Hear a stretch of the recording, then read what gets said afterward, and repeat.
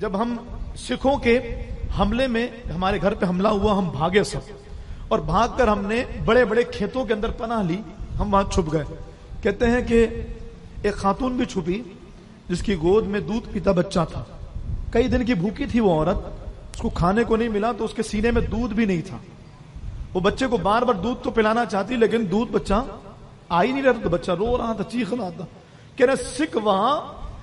خونخوار درندے کی طرح ہماری بو سونگتے پھر رہے تھے کہ کہیں کوئی مسلمان نظر آئے تو مار دیا جائے۔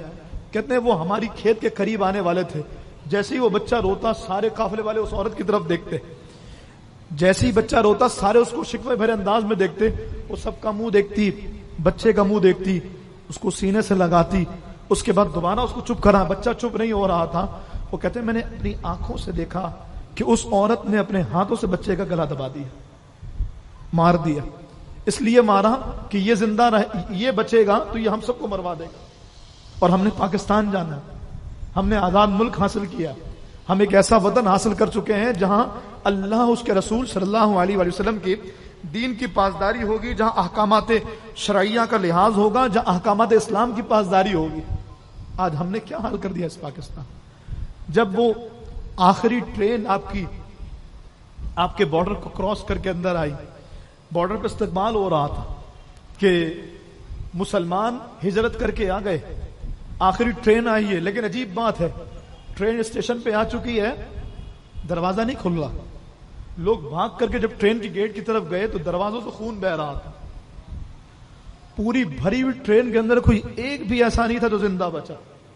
کہاں ہیں آپ؟ کس کا خام خیالی میں ہم نے اتنی بڑی قربانیوں کو فراموش کر دیا، ہم نے اپنے بزرگوں کے اتنے احسانات کو فراموش کر دیا۔ کیا ضرورت پڑی تھی بھائی پاکستان بنانے کی؟ اگر یوں ہی لوٹنا تھا،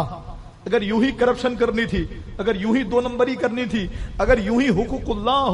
حقوق رسول کو اور حقوق العباد کو پامال کرنا تھا تو مجھے بتائیے کیا ضرورت تھی پاکستان بنانے کی؟ ہم نے کیوں بنایا پاکستان؟ کیوں ہمارے بزرگوں نے تاریخ کی سب سے بڑی ہجرت تھی، اٹھائیے ہسٹری، تاریخ کی سب سے بڑی ہجرت کی گئی ہے جو ہندوستان سے پاکستان کی طرف کی گئی اور پاکستان بنایا گیا، اور ہمیں اپنے ملک کا احساس ہی نہیں، ہم نے اپنے ملک کا درد ہی نہیں ہے، کبھی کسی کو تکلیف نہیں ہوئی۔ کوئی باہر جاتا ہے تو کچرا ڈسٹ بن میں ڈالے گا، کار کے شیشے ہٹا کر کے باہر پیک نہیں پھینکے گا،